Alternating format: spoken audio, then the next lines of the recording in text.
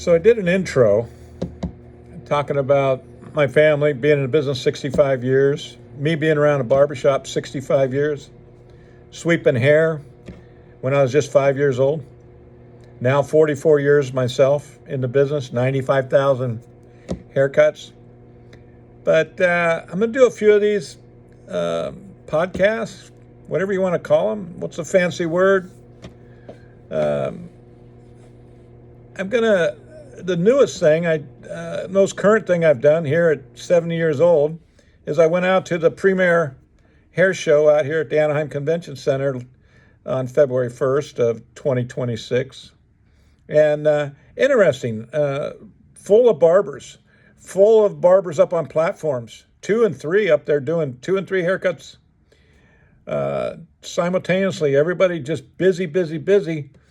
And but I found out, so the draw was that they'd hire these barbers. I asked around a little bit because barbering's peaked right now, 2026. It's as big as it was back in my dad's 1960 era.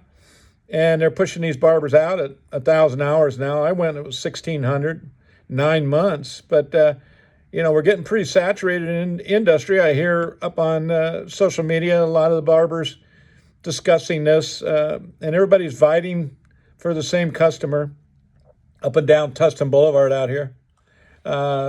Anywhere from a $12 haircut to a $75 haircut, I guess. So anyways, back to the premier hair show, and I'm talking to these barbers out there, and they're up on the platform, mic'd up, and they're telling the audience how to do these fades. That's the big thing, is how to take that line out. They're all talking about how to take that line out. So I asked around and I said, what's going on here? Because the product you're selling doesn't really have anything to do with barbering, or is this your product? No, I was hired by, and I don't know what names I'm going to name here, but Appointment Book Company was a big one out there. So you've got these people in the industry that are using the barbers to draw people to their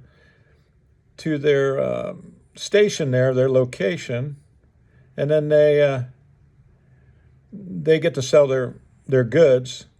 It's just interesting.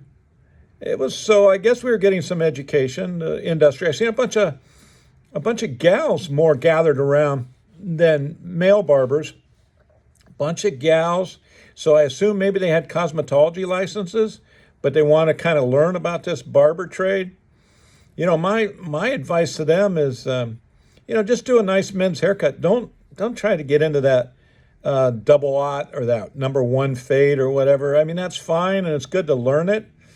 But if it's not your wheelhouse or whatever, leave that up to those barbers.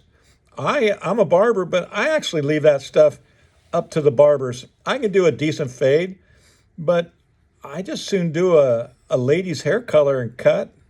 Just a simple contour haircut and a blow dry, and make 6 times what that barber's making. Find your niche.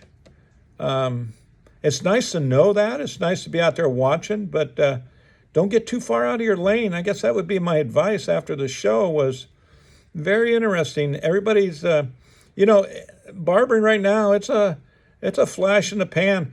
I write in my book, hairstyles change, people don't. My dad, 1960, and by 1965, 50% of the barbers were out of business. Why'd I say that? What happened? The Beatles. The Beatles came on stage. We're on the Ed Sullivan Show, and the next morning, all these young men were growing their hair out. And they were all heading for the beauty parlor to get a contour cut, a shampoo contour cut. That's another thing the barbers have done is, my last shop I was at, they ripped all my sinks out. They just have a sanitation station. They're not shampooing hair or anything. They got businessmen out there that they're in on their lunch hour. They got to go back to work. So don't try to be that person. Look around and see, you can get a decent price.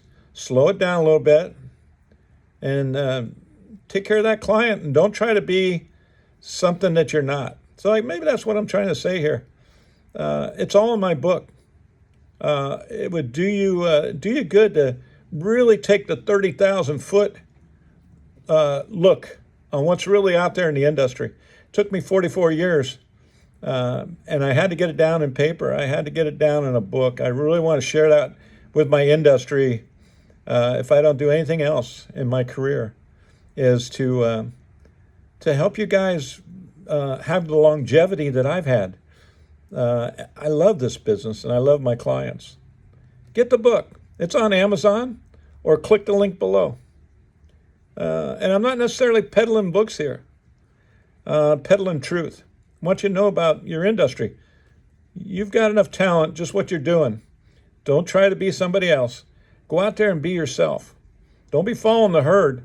You know, that 80-20 rule. Go with the 20%. Don't be following that 80%. God bless you. Have a great day.